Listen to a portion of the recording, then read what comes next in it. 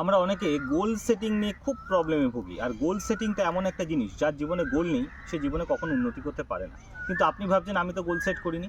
চিন্তা করবেন না। হাওয়ার্ড ইউনিভার্সিটির একটা সার্ভের কথা বলছি, যেখানে 83% লোকই জানে না তাদের গোল কী। 14% লোক জানে যে হ্যাঁ তাদের গোলটা কী।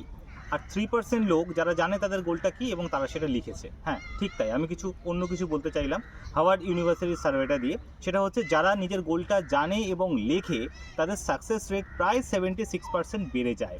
যেমন আপনি ধরুন ভাবছেন যে আমি কোনো এক্সাম ক্র্যাক করতে চাইছি, তাহলে আপনি কি করবেন?